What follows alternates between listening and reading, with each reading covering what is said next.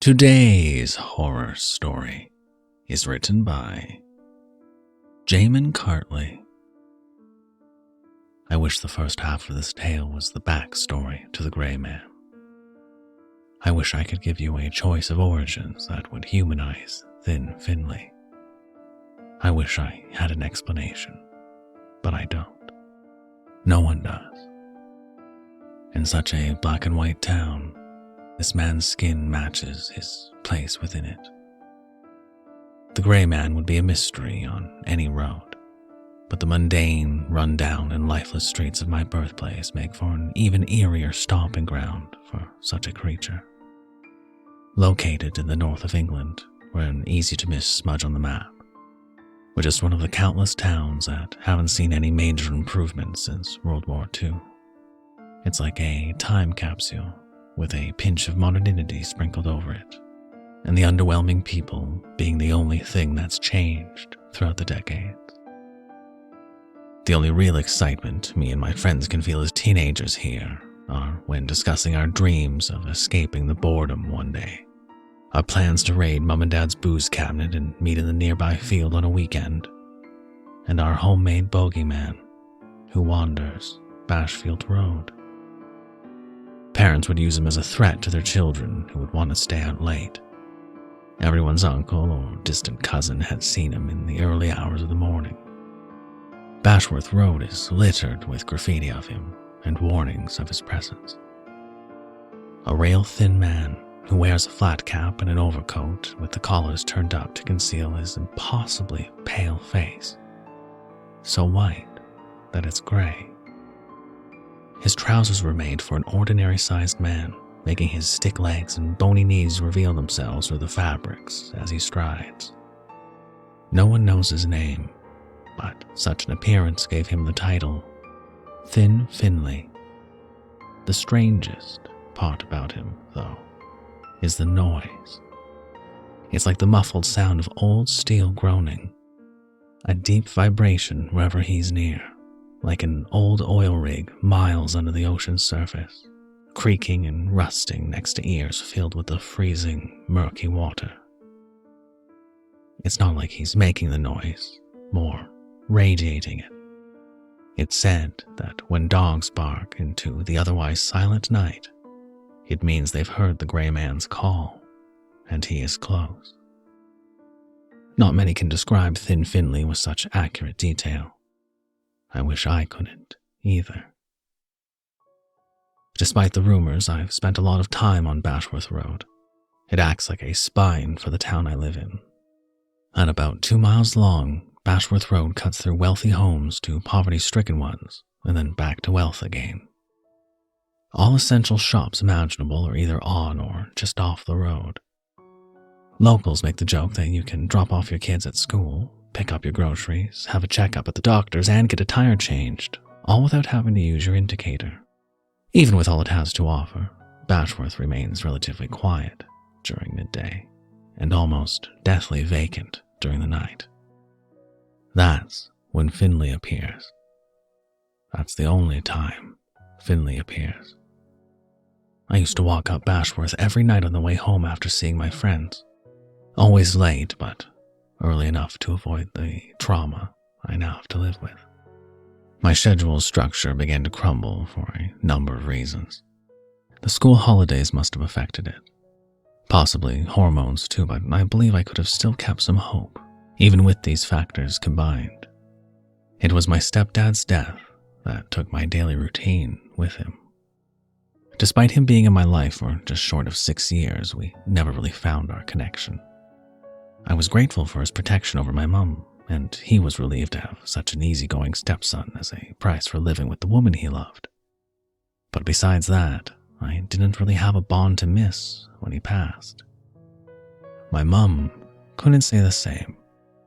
It's approaching a year since he left us, and it's not hard to notice the lack of progress she's made in coming to terms with his death. I can tell she overcompensates for her sadness. I try to comfort her as best I can to distract her from reality, but it's tough at my age. One of her strange coping mechanisms is Sid. anxious, abused Patterdale Terrier that my mum picked up from the shelter. My stepdad always wanted a dog, so I think it's her way of mourning him whilst making the house feel less empty to her.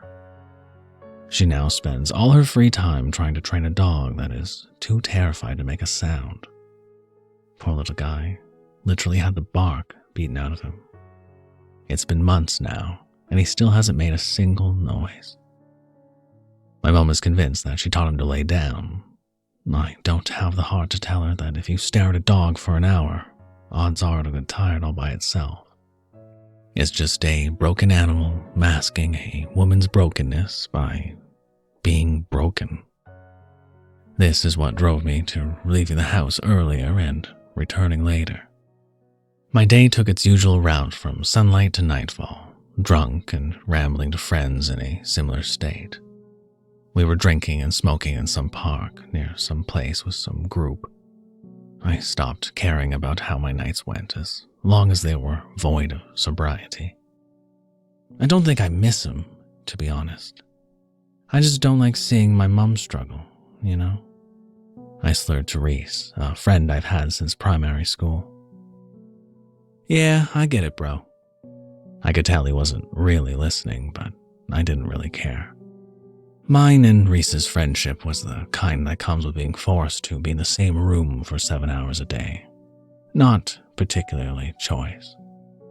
I took a swig from someone's mini bottle of vodka and glanced around, feeling it burn its way to my empty stomach. I'd grown used to the world's appearance as it approached midnight. I was so occupied with alcohol and self-pity that I hadn't noticed that it had passed it. Oh, shit. I groaned as I clumsily climbed to my feet. I need to set off. My mum will be worried. That was a lie. You're walking home? Reese asked with a concerned raised eyebrow. You're begging to get in the back of Thin Finley's van. It's like 1 a.m. Another member of the group piped up. I think his name was Brad, maybe Brian. Probably neither. Jesus, I haven't heard of him since I was like 10. I laughed whilst collecting my half-empty bottles. Seriously, you live at the top of Bashworth, man. I had an uncle who lived near you and used to get drunk and walk home late at night, and he said he used to see that grey weirdo all the time until one night he just disappeared and we never ever— I cut Reese off mid-anecdote. I'll be fine, man. I've been walking home late since we started secondary. He's just a crackhead who probably lives under the bridge at the bottom of the road. I can outrun a homeless bloke if I have to.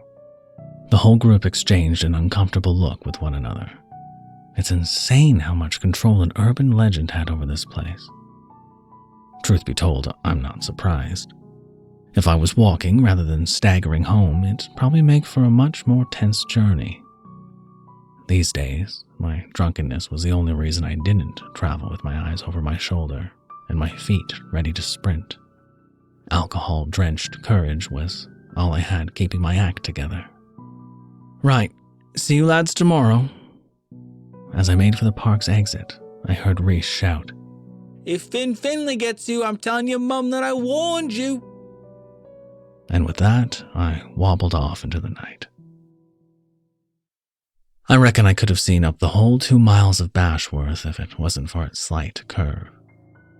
The way it's built meant my double vision eyes could only make out about half a quarter mile up the road, each side twinkling with the lone streetlights and the very, very rare headlights of a taxi that would burn its way up and down the tarmac, much like the cheap vodka to my stomach.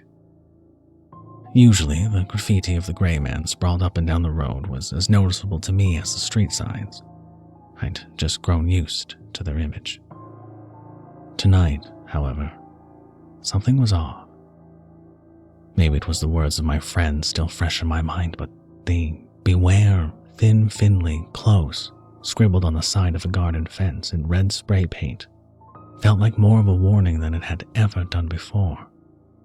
The tall stick figure that looked like it had been smeared with a paintbrush and black paint on the side of a bus stop felt like it was watching me. I was in the worst situation I could imagine, drunk enough to be incapacitated, yet aware enough to be fearful. My eyes were jolting from focus to focus faster than my spins would allow them to.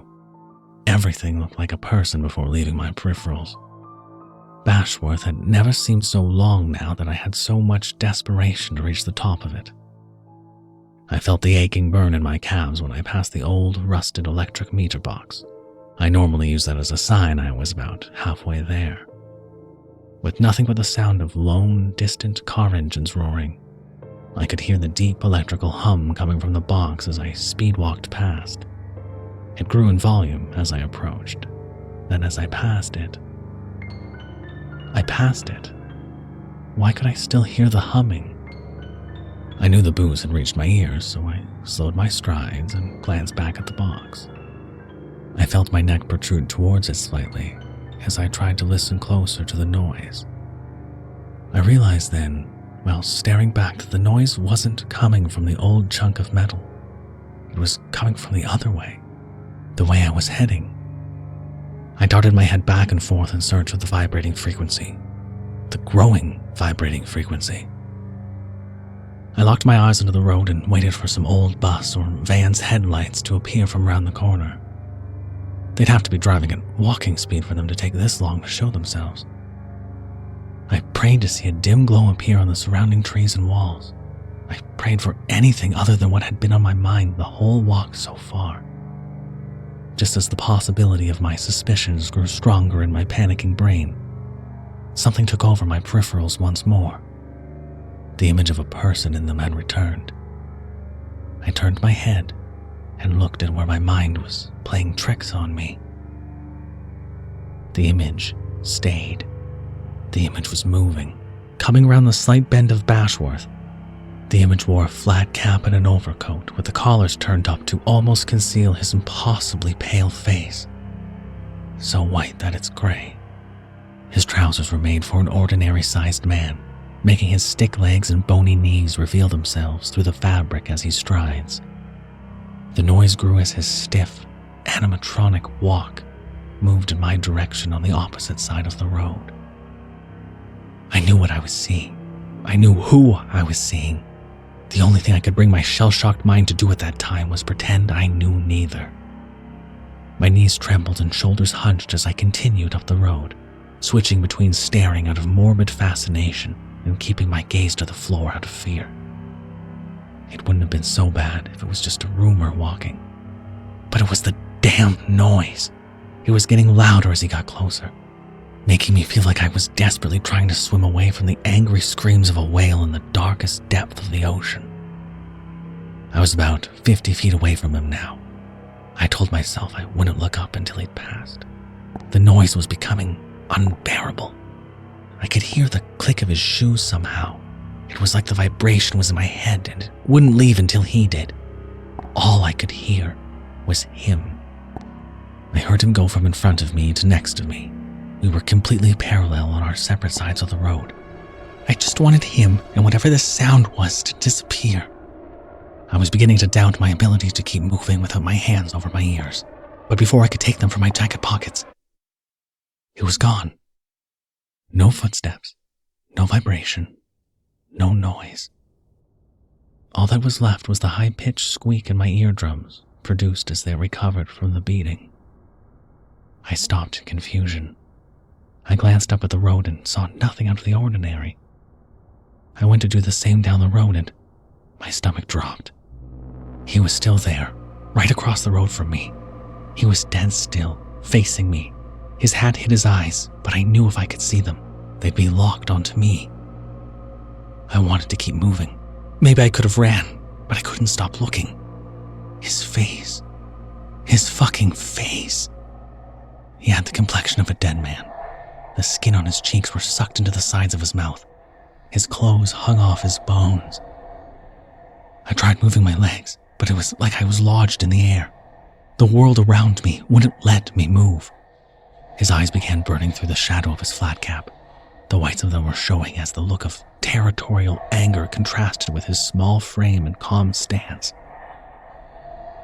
I wouldn't know exactly what to do if I experienced this again tomorrow, but I know what I did next was a mistake. I felt my dry throat croak as I attempted to spit out a word of acknowledgement. Before I even knew what letters I was trying to bunch together, I realized what I had done. I wish he lunged at me. I wish he grabbed a hold of me and attacked me. I wish I didn't see what I did.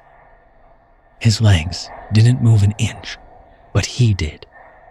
Those bullet hole eyes and that gravedigger face stayed locked onto me as the noise returned, but somehow louder and higher. It was like a metallic screech was soaring towards me as he glided across the road. He moved faster than my mind could function, flying towards my frozen stance like a ghost roaming his deathbed. I know I screamed, but my sound was drowned out by his. Those awful eyes grew colder and angrier as they got inches away from me. It happened so fast, but I remember one side of his face began glowing as his body got close enough to touch mine. I had no idea what I was seeing, so I decided not to. I closed my eyes and flinched at what I thought were my final moments. Suddenly, the screech stopped as sudden as a song being paused. The glow remained, but opening my eyes revealed that Thin Finley didn't. I heard the gentle crunch of wheels on tarmac as a taxi drove by. The glow disappeared as its headlights passed me. The driver looked at me, confused. I felt my knees shiver and buckle before I fell back and began weeping. I curled into the fetal position and sobbed into my knees. I'd wet myself. I heard the distant click of shoes and sat up to see a split second of a figure disappearing around the slight bend of Bashworth. My fear turned into adrenaline and I got up and sprinted faster than my legs could handle up the road. I'd never gotten home so fast in my life. I didn't slow down once, just full power until I saw my house. I threw up on the pavement outside my house. I don't know if it was through fear or exhaustion. My mum was asleep on the sofa next to Sid. I took no notice of anything, just walked into my room, got into bed fully clothed, and stared at the ceiling, accepting my tired fate for the next few months. It's been a week since that night happened. I still don't really sleep.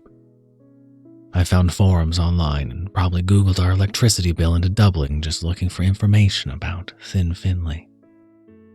A few obscure posts speak of his sound. None of the accounts have been active recently. Nothing and no one can find out what that thing is. All I know is that the eyes I stared into that night weren't human. I want to forget about him. I want Bashworth gone and all the graffiti with it. I never want to hear his name ever again. I haven't left the house since I saw him. I don't know if I'll ever walk Bashworth again. I just hope he's forgotten me the same way I'm trying to him. I doubt I ever will. So, for now, I'll stay in my room, reliving that night and still seeing that face as I am now, hours after midnight. I want to go to sleep, but I can't. Not because I remember his noise, but because there's a new one. It's in my house. It's Sid, barking into the otherwise silent night.